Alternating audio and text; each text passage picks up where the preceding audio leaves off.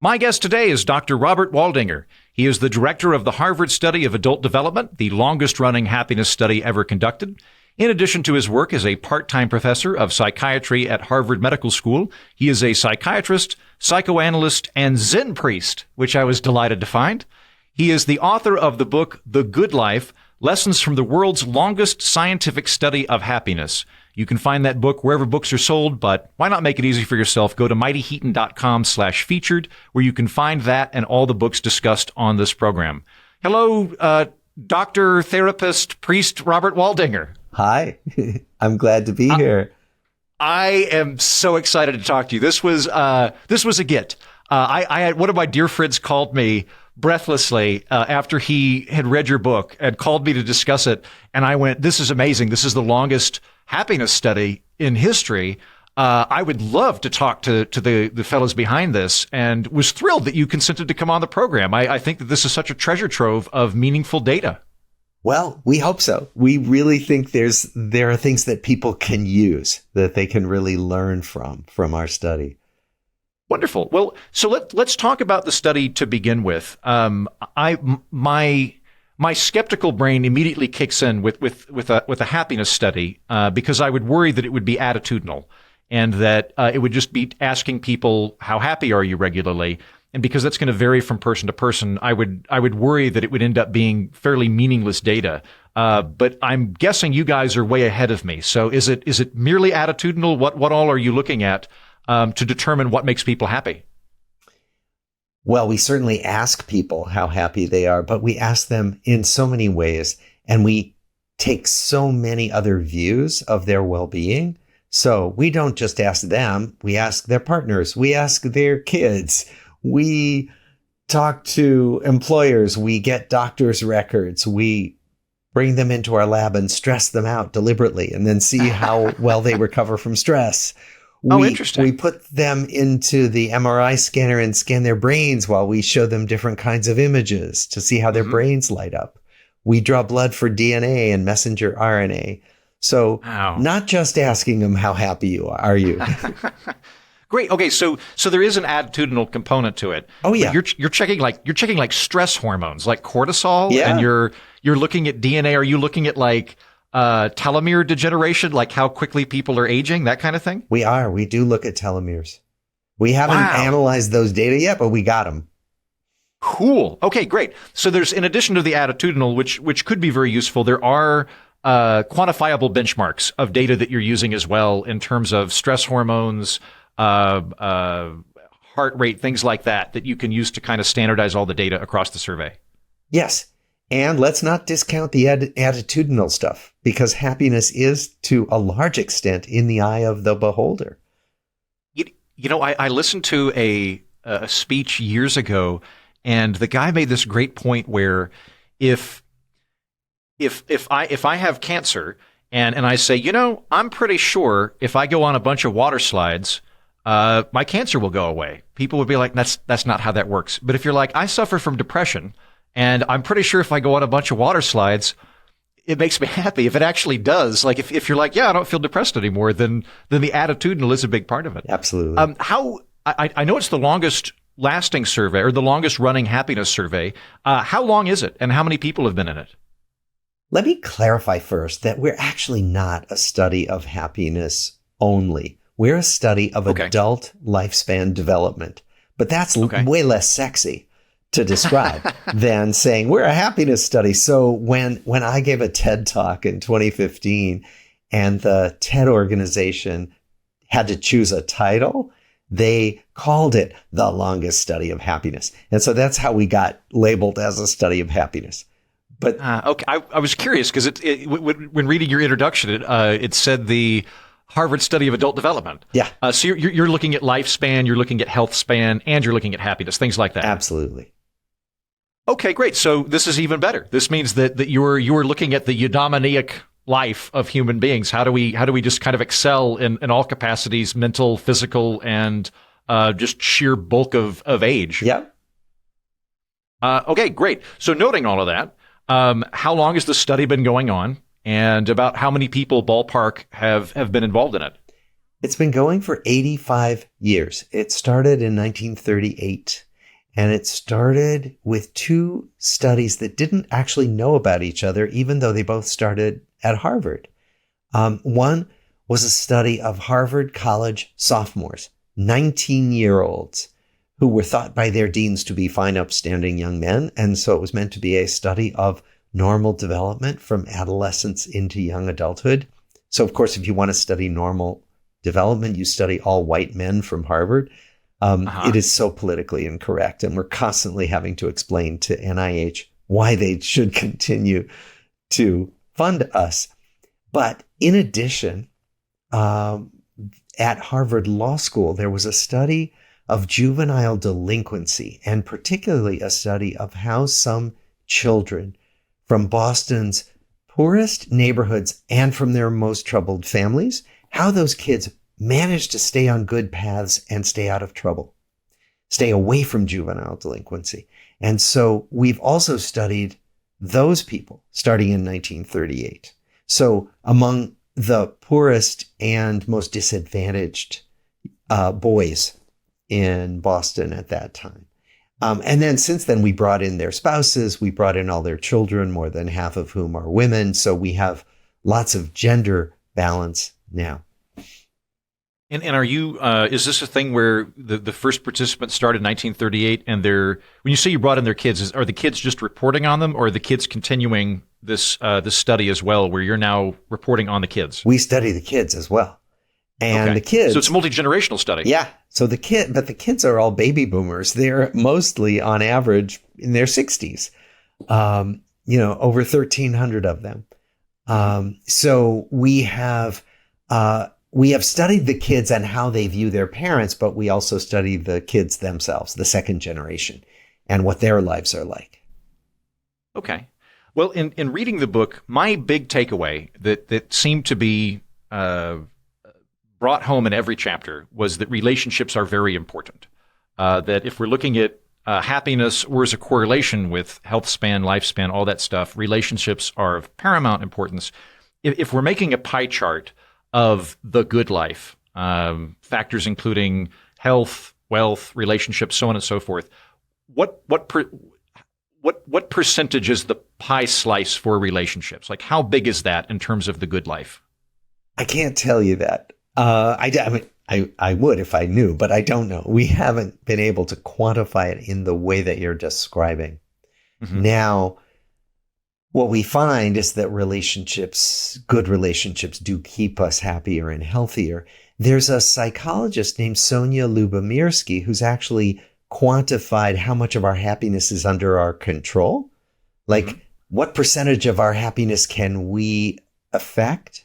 And she estimates that about half of our happiness is inborn, temperamental, and about 10% is due to our life circumstances right now, and about 40% is under our control. So within that 40% is included how our relationships are going and whether we can make them better. Okay. That's an interesting way of approaching happiness. So everybody kind of has a baseline of happiness, and about half of how happy they are is determined by kind of how they came out and whether they're a bit melancholic or they're a bit pleasant, or I should say pleasant. They have pleasant feelings on a regular basis.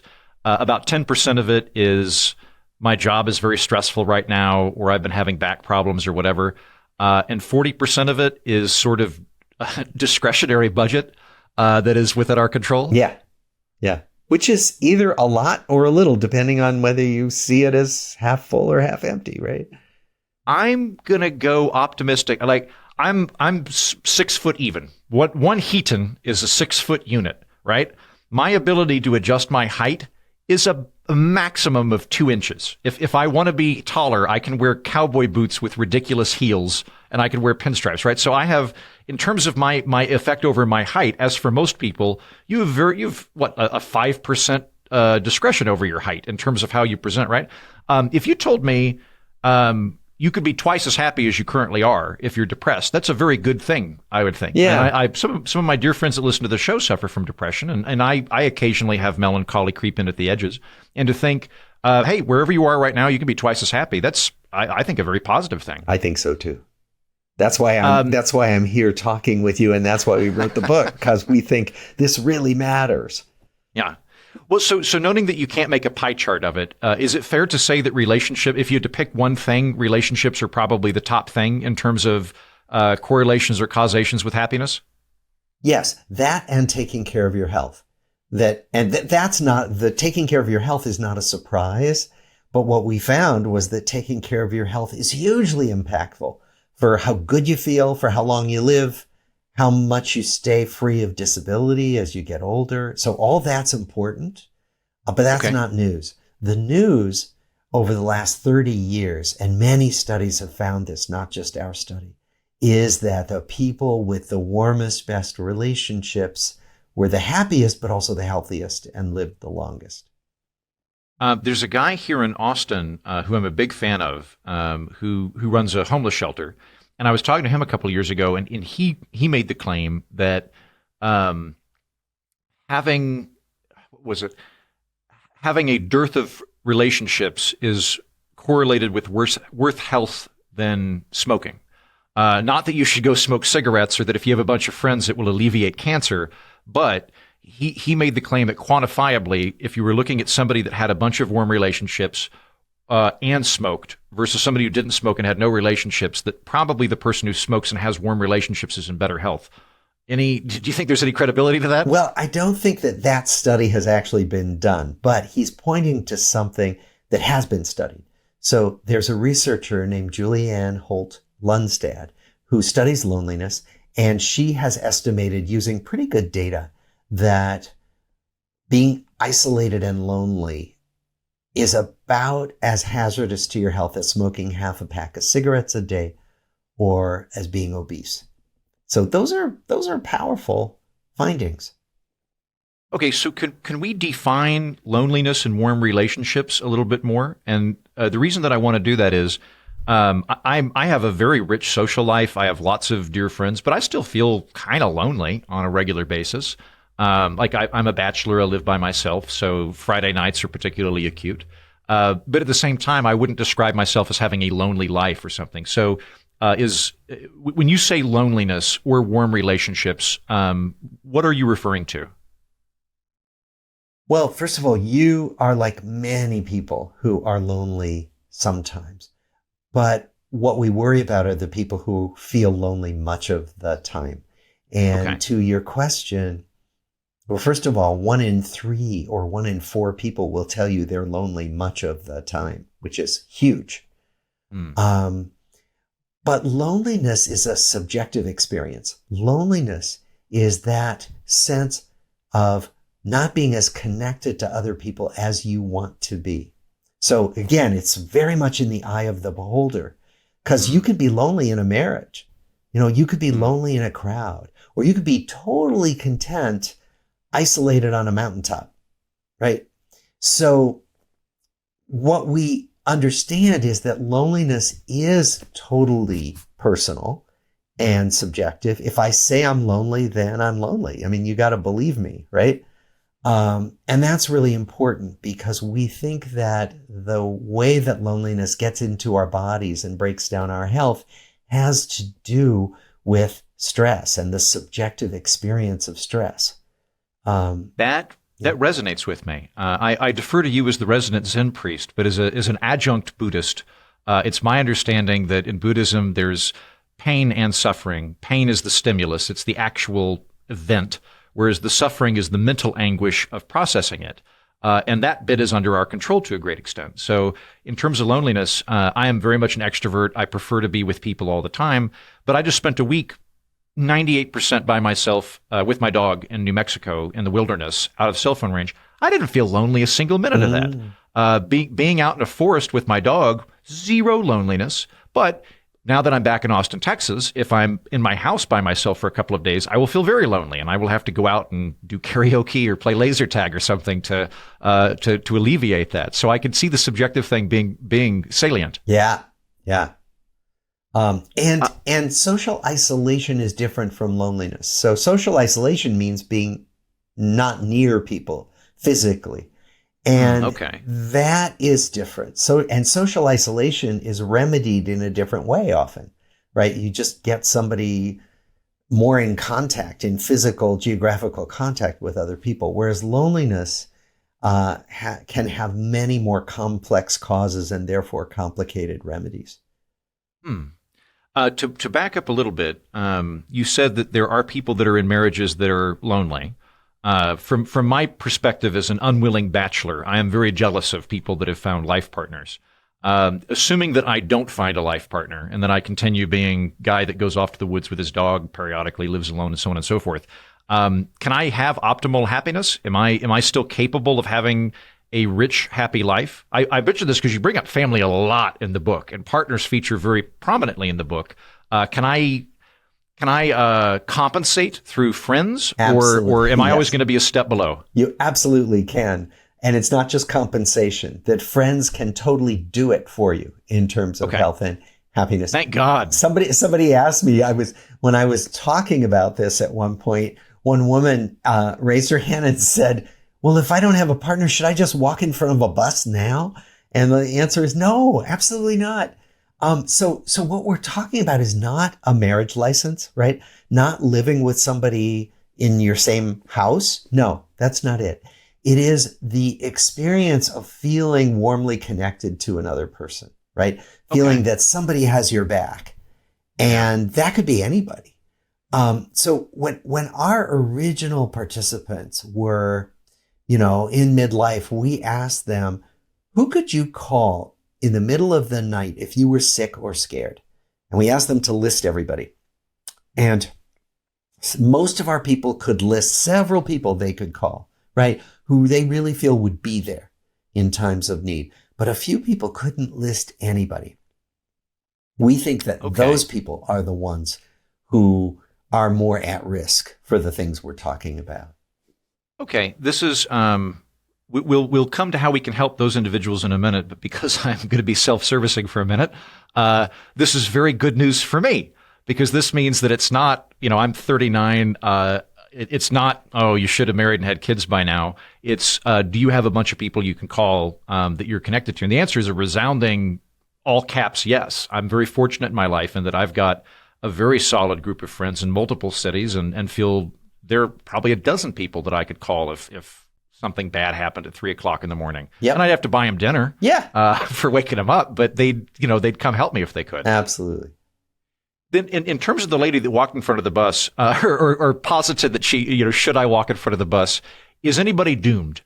Because when I opened your book, that was the first question I had was, am I screwed? Right. Largely because of marriage, and I was tickled that a lot of other people asked that same question. So is anybody is there anybody that she's just written off, or are we all capable of climbing this hill to a better place?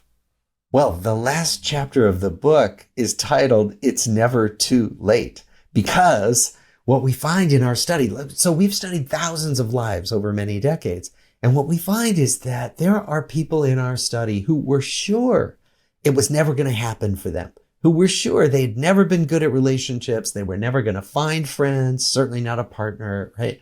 And then they did.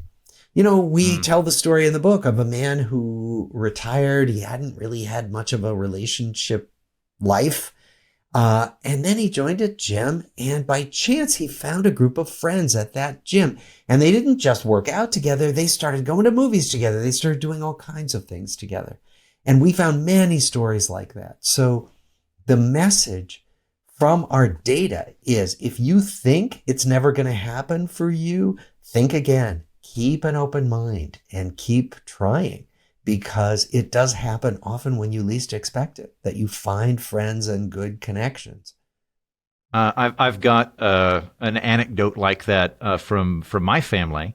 I don't know, 10, 15 years ago, we were doing a family reunion, and my great aunt Pat was talking to me, and she went, how's your grandpa? And I went, yeah, he's good. He's good.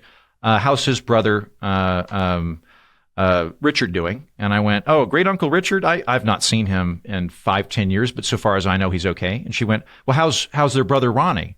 And I went, there is no brother Ronnie. It's just Richard and Grandpa. And then my Uncle Gary rocked up and he went, oh, you've not met Ronnie. Ronnie had scarlet fever. He's not right in the head. He kind of hides from people at Richard's house when they come over. And it was describing this kind of Boo Radley character in our family.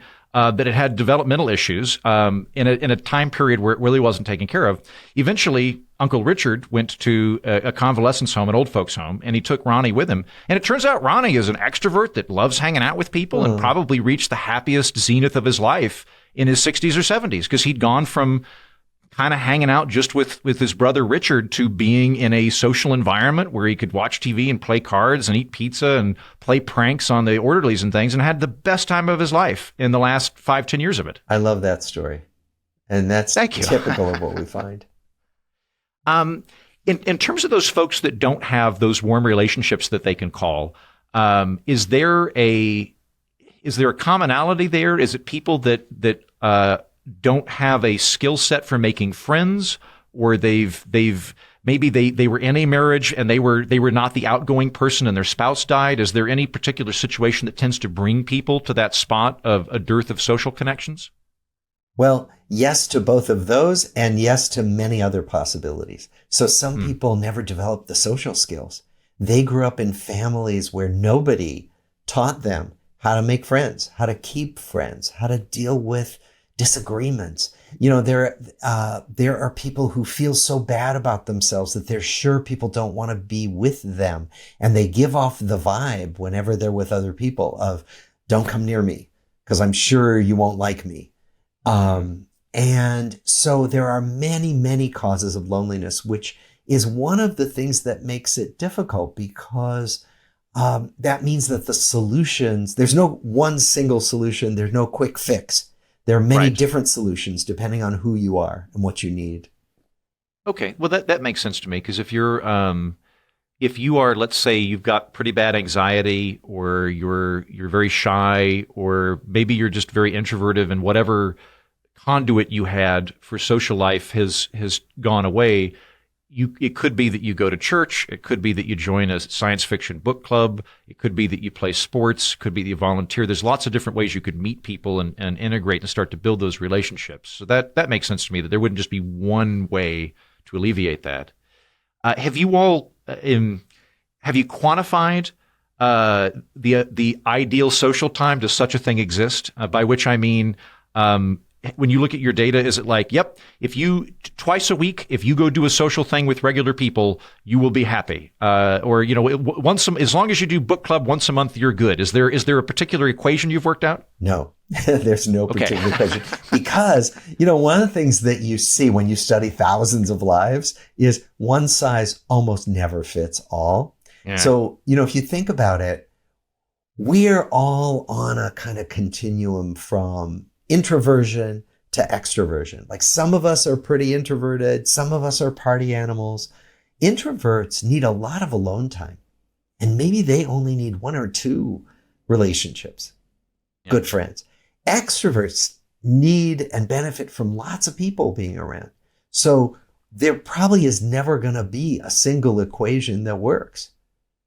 My brother, from what I can tell, likes 3 people at any given time. Yeah. His Dunbar's number is 3 people, whereas I want to be in a cult minus the death stuff. Like, I would love to live in a commune. That sounds terrific to me. Yeah. And I do, like every Wednesday I go to my friend Justin's house, and every Friday I go to Fang and Feather, and I've got this, I'm constantly filling out my thing, and that would exhaust him. Whereas, me having 2 friends, 3 friends I would feel very untethered if I were living his life, but it's just how we're wired. Exactly. And that means that everybody checks in with themselves and says, okay, what do I need? And do I have enough of what I need? Given how important these warm social connections are to having a healthful, happy life, is it correlated with any particular period of life? So, for example, I suspect that the reason we tend to fetishize college, or maybe not fetishize it, we tend to be so nostalgic about college, is because it's the last time in your life that you're living in a commune, and it's very social, right? So I would think maybe in your early 20s, if you went to college, that would be a time of great happiness because of social stuff, and then maybe, like, again, I'm just shooting from the hip here, maybe like right when your kids leave the house, you get kind of sad because you're used to having a family unit, but then you start playing canasta or something. I don't know. Are there periods? Is there a predictable peak and trough to happiness? It's a great question. So I'm going to ask you to guess. what is the period of the life cycle that is the loneliest? I think the loneliest period in your life is probably 35 to 50. Okay. The reason I say this is you are no longer you're doubling down on building your career and building up your family and house and whatnot. So there's a lot less time that you're going out. Whereas in your 20s, you're out all the time, right? And then my guess is that once you're in your later life and you're retired, you can kind of fill it to whatever degree you want with community, and your responsibilities have declined. So that's my guess. Is 35 to 50 is probably the low ebb. Okay. Yeah. It turns out that the loneliest age group is age 16 to 24. Oh, really? I know. Really? Right? It's such a shock. So these Really? undergraduates Okay. who you think, how my does that gosh, work? they're living with other people their age and, and they're living their best life. I imagine. Yeah. Turns out they're the loneliest. Really? Wait, 16 to 24. So it's basically tail end of high school Yep. Up through college? Yep. I remember that. I mean, granted, it's now been 20 years since I graduated high school, so I'm now, properly old and don't remember things correctly anymore. But I remember that being the most liberated time of my life in terms of extroverted obligations, because I got so much of my social life done at school that when I went home, I would just go off to the creek and walk around by myself for hours and hours. So, but I do remember there being a lot of angst in early college where I was finding my feet and I didn't have my new community and whatnot. So my freshman and sophomore year were a lot more tumultuous. Right. Well, it turns out, and these are modern studies, right? So this is the last few years where they've surveyed people of different ages, many, many people all over. And this is particularly, I'm thinking of a survey in the United States, that 16 to 24 is the loneliest. But one of the things we know is that people, even in colleges and universities, are often more isolated. Social media turns out to be very isolating. It can be connecting, but it's often quite isolating and makes you feel like you're missing out. And that many people have a lot of anxiety about whether they fit in and whether they have a tribe, if you will. And then the next loneliest age group is age 75 and over. Oh. And the midlifers aren't so lonely, probably because of actually the things you named, which is that you're raising a family. Many people are, in partnerships. And so they might not identify themselves as lonely. They might not have as much time with friends as they would like. So that's different. They might be yearning for something they don't have, but they might not describe themselves as lonely because they've got so much connection, sometimes more connection than they want in midlife. So I got it completely wrong.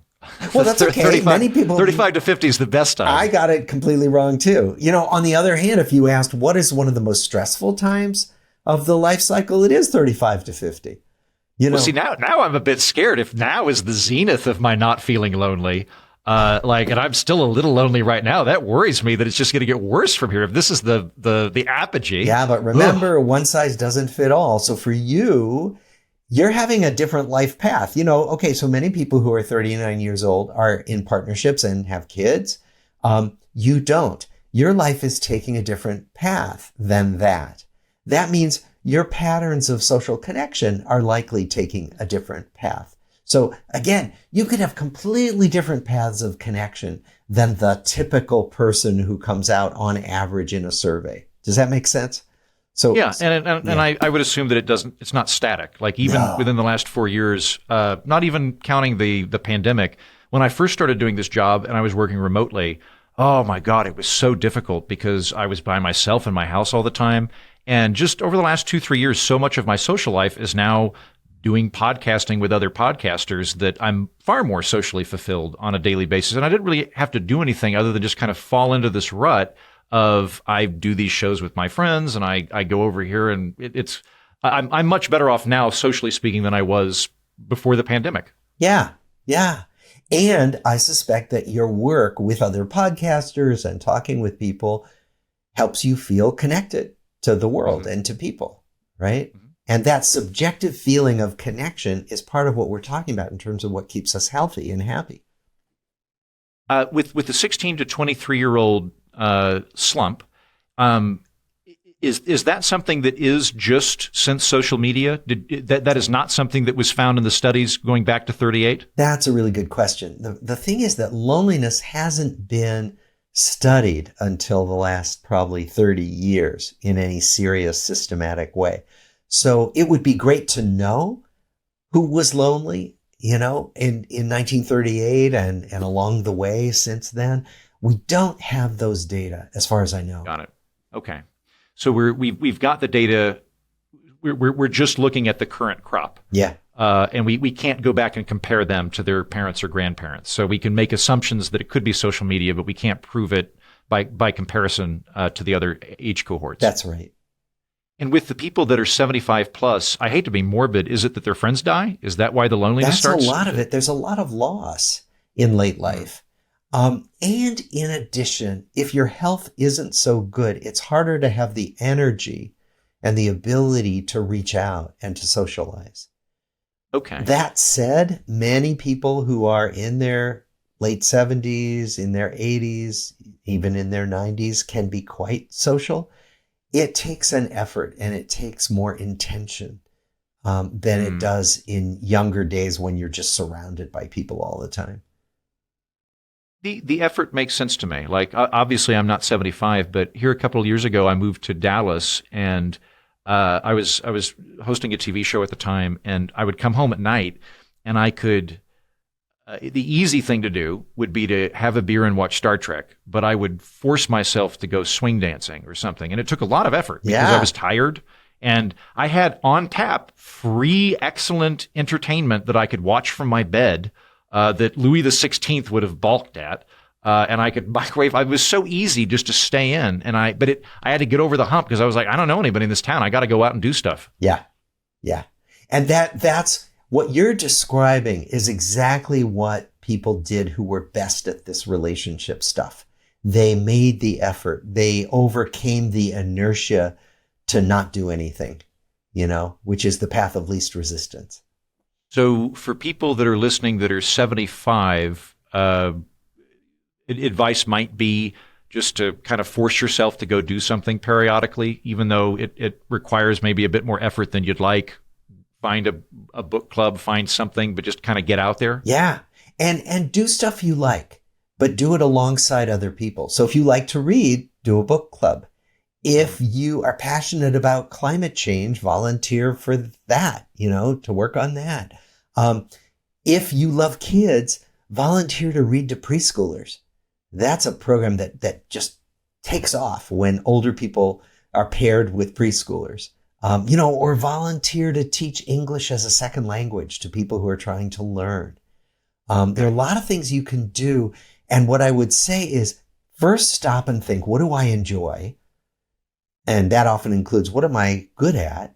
And then, how could I do this with other people, alongside other people? Because that's the surest way to strike up conversations, to make new connections. Okay. So far, the two big takeaways I have are health is very important and relationships are very important. That if you've got a solid foundation of both health and relationships, you're probably going to do okay. I've got a few other, well, what about this is I want to throw at you. Yeah. What about wealth? And I'll make a prediction. My prediction is if you're poor, you're unhappy, but there's probably a point of diminishing returns in terms of happiness, to where if you make over $120,000 a year, you're probably not significantly happier than, or somebody making $400,000 a year, my guess is not significantly happier than somebody making $200,000 a year. But if you're making like $15,000 a year, you're stressed and unhappy.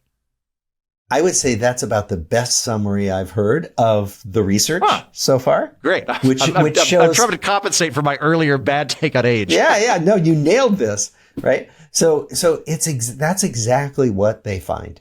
They find that until you get your basic needs met, so, like up to that, one estimate was $75,000 a year household income a few years ago. But basically until you've got food security and shelter, and you can take care of your health and you can educate your kids, all that. Once you get those needs met, so until that point, you get happier and happier as you make more money. But once you get to that threshold, then your happiness doesn't get much of a boost when you make a lot more money. So the difference between making 120,000 and 120 million, not so much. There is an increase, but not that much. The other thing that newer research is finding is that if you're looking to money to make you happier, it doesn't really work. So if you're saying, well, when I make more money, then I'll be happier. If you've already got your basic needs met, that's not going to do it for you. Yeah, that makes sense to me. I read a book, I think it was called Flow, by a guy with a very difficult to pronounce Czech name. Csikszentmihalyi. Thank you. Yes, that fellow. And yeah, the takeaway that I got from it was that more money does make you happier, but in smaller and smaller increments. So going from 50,000 to 80,000, $30,000 can make you a lot happier. Like now you're not worried. You can go on vacation. Like you can save a little bit. Going from 200,000 to 300,000, it makes you happier, but at a far less rate. You're getting like 5% happiness as opposed to 30% happiness. Yep. Okay, so there's a threshold we need of wealth and stability, but once we exceed that threshold of being, I don't know how to define that, being safe and having basic needs met, at that point, wealth becomes a very tertiary consideration to happiness? Yes. And that if you're trying to figure out, well, do I put most of my effort into making a lot of money, or do I put most of my effort in other things like doing things I love and cultivating relationships with people I care about? Do the other things. Don't go after the wealth. And that's important to say because you probably know that when they survey young adults and say, well, what are you going to prioritize as you look ahead to your career? Many, many young adults say, I got to become rich, right? They say that's going to make me happy. And that's not true. This is going to sound morbid, but I promise it's not morbid. Once every couple of years, I do an exercise where I go, if I was going to die in 5 years, what would I do? If I was going to die in 1 year, what would I do? If I was going to die in 6 months, what would I do? And what I'm trying to figure out is, what do I actually care about? And it turns out there's some creative projects that I would drop like a rock immediately under those circumstances. And there are other ones that I would really push towards. And one of the other things that I do is I do an exercise where I go, if I won the lottery and I had $300 million, what would I do? What if I had I can work on whatever I want. What does life look like? And I had a nice moment here a couple of years ago. I was kayaking on Lake Fort Gibson, and we have this old family cabin out there. And I beautiful lake. It's in October. It's crisp. No one else is out there. I've been singing show tunes from Oklahoma on the kayak, and I went, if I won the lottery, I could buy a lake like this. ... and have the exact same experience I'm having right now. There would be no difference at all between that and now. And to go back to the book Flow, one of the things he pointed out was, according to him, going to having a group of people that you meet with monthly is equate to getting $1,000 raise in terms of happiness for most people. And so if you were looking at it from a labor value perspective, you could say, look, if you want to get $1,000 worth of happiness, you can either work much harder or you can just join a volleyball team. Yeah. Or you can whatever you want to do, like much easier to just do a D&D group than it is to go earn more money and diversifies your time. Exactly. So what we're dealing with is a bunch of cultural myths that we keep having to see beyond, right? There is a cultural myth. Think about the messages we get all day long about how happy we'll be if we just buy the right stuff, right? Mm-hmm. And so, as much as we can say, well, we understand that we're being sold things, subliminally, we're just getting these messages all day long that consuming stuff will make us happy. Mm. Yeah, and I think there's also just in the United States, maybe everywhere, I don't know, there seems to be this idea of if only but for X, I would be happy. Yeah. So I would like to fall in love, get married, and have kids. I hope that still happens, but it would be, I assume, a bad idea for me to just relegate myself to immiseration until which time that occurs, because who knows, maybe I could have a perfectly happy day right now, just talking to you and playing with my dog and stuff. And, exactly. I mean, my Zen practice teaches that a lot, like this idea that we just never know what turns our life is going to take. And so to be sure, well, I have to have this in order to be happy is a delusion. In the Zen terminology, it's a total fantasy. And it can divert you from enjoying the stuff you have, right? If you just focused on this thing you need, this family and 2.6 children and a white picket fence, you could be missing all the fun you're having right now. Yeah. And it could well be that cut to 10 years from now where I'm about to get a divorce and I'm like, God, that was great when I just lived with my dog. Yeah, exactly. I really missed that period. That was terrific. The wife was right. I didn't need to worry about that at all that effort I put into that. Look up the story of the Chinese farmer. It's a Zen story, and it's a wonderful story about just this. I shall. Okay. A couple of other correlations I'm curious about. Are there any correlations with happiness and health and say like political party? Like are Republicans or Democrats or independents more happy on average, or is it completely orthogonal?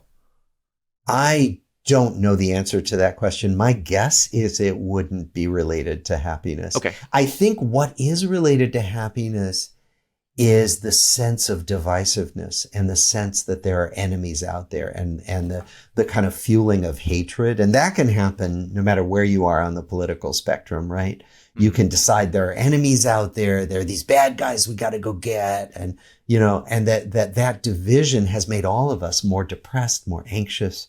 It's terrible. But I don't think any political party has a monopoly on that stuff. Yeah. Well, and you're on a show called The Political Orphanage, explicitly designed for people that want to opt out of that nonsense. Yeah. But I'd say the big commonality of people who listen to this program is not ideological, it's temperamental. Yeah. And that I find invariably the people who listen to the show have friends they disagree with and are slightly alarmed that other people don't. That tends to be the commonality. Yeah. And what I've been saying now to people is, there are many ways to lean into relationships, but one thing you can do is you can really give your attention and your love to the people who make us feel like it's possible to be inclusive, to disagree, to make us feel more open to other people and other points of view, and to turn away from those people who make us feel more scared and more closed off. That we can all make those choices every day. Yeah. Well, that's a significant reason of why I don't go on Facebook very much anymore. Yeah. I don't want to argue with people about politics, and I'm on Twitter for my job, but if you follow me on Twitter, I'm really not very political on Twitter because I don't want to fight with strangers. No. I don't want to invite that toxic stuff into my life. No.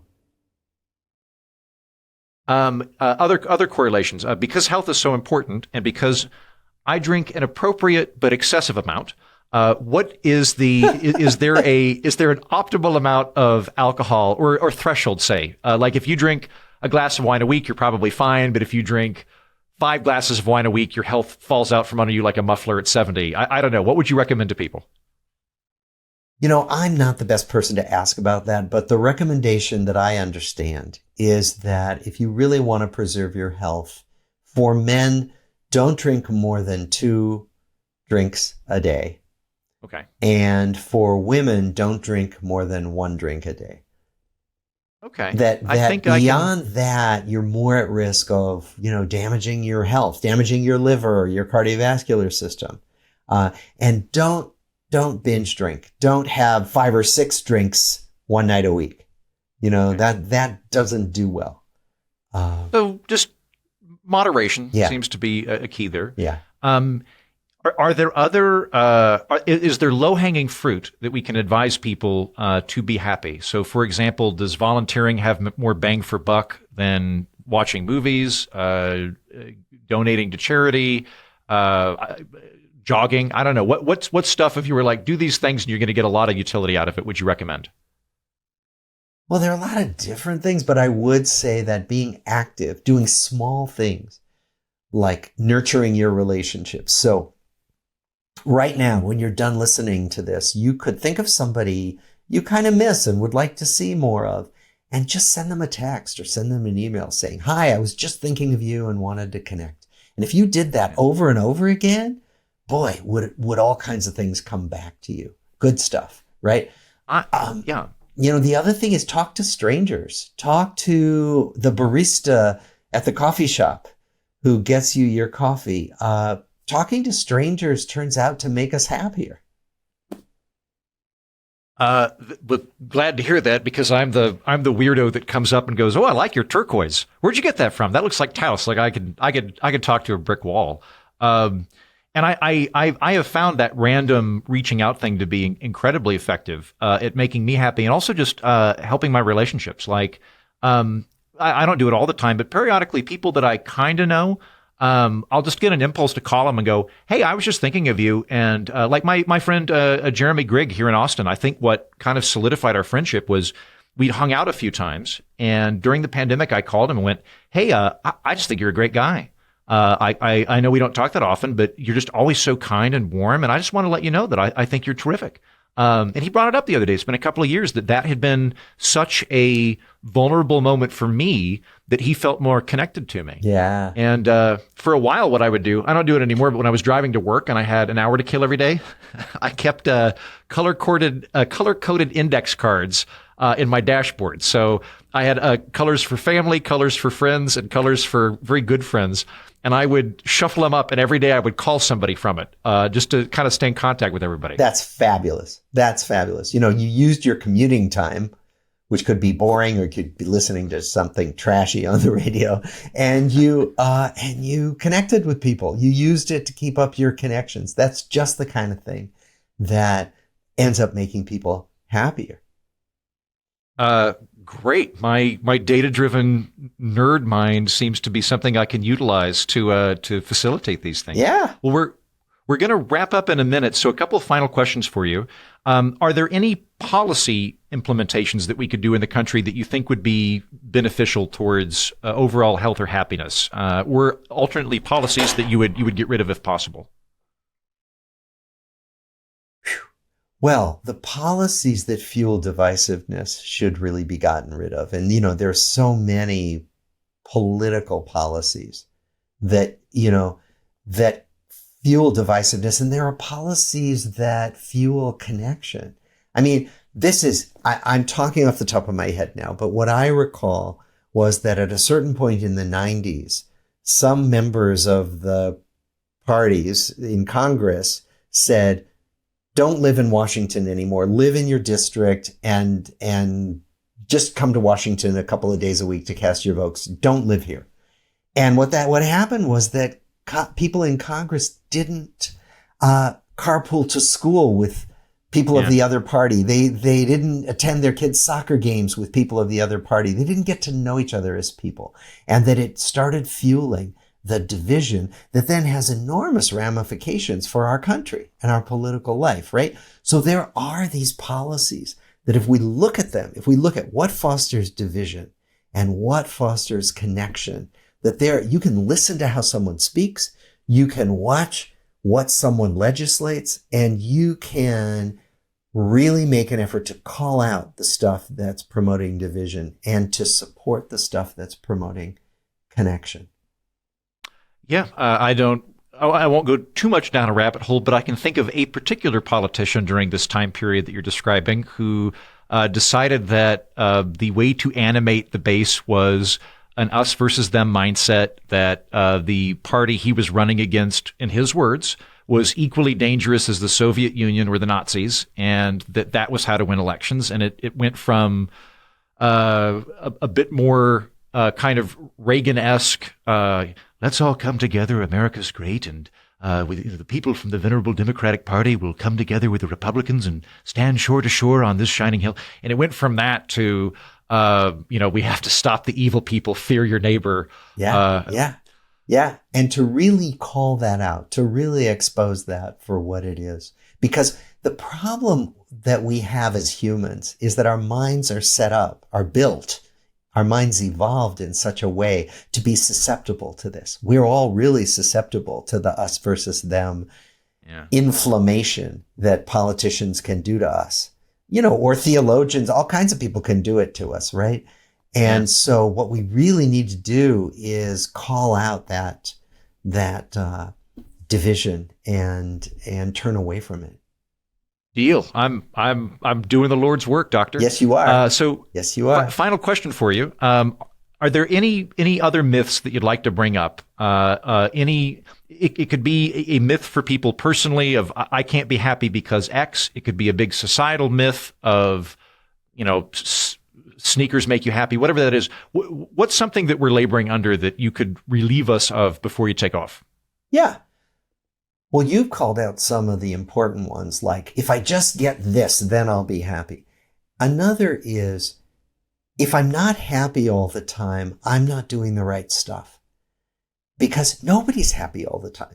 The truth of life is that there's no human being on the planet who's happy all the time. No matter how enlightened you are, no matter how much you think you've achieved nirvana, the human condition does not involve 24/7 happiness.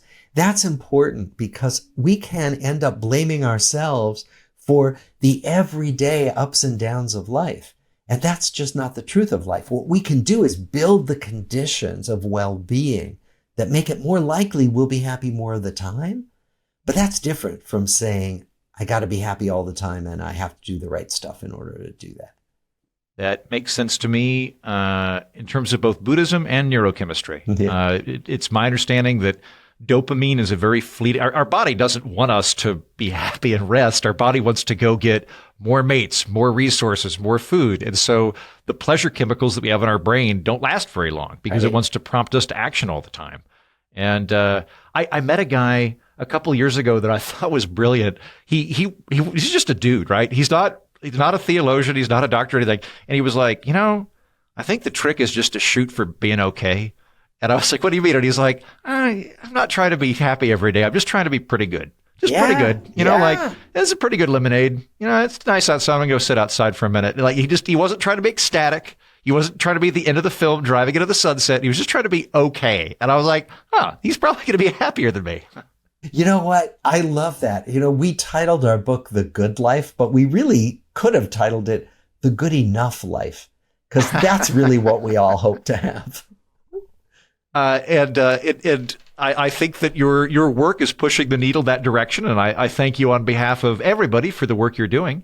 Now that we're taking off, once again, your book is called The Good Life. You can find that wherever books are sold. You can also find it at mightyheaton.com/featured. And Dr. Waldinger, do you have any other things you'd like to promote or point people to? For example, you mentioned your Zen Buddhist practice. Do you have like a Sangha that people should check out, or a YouTube channel or anything? Yeah, we have a Sangha. If you go to the website newtonzen.org, NEWTON Zen, all one word, .org, you can see our Sangha and you can even join us online. And the other thing is my website, robertwaldinger.com, where you can see a bunch of resources. Wonderful. Thank you so much. It was a pleasure. That's the show. Thanks for listening. Thank you, media assistant Eric Stipe, who edited today's program. And on that note, thank you, glorious patrons of the orphanage, who make the whole thing possible. You can join them and support the show by going to patreon.com/Andrew Heaton. Until next time, I've been Andrew Heaton, and so have you.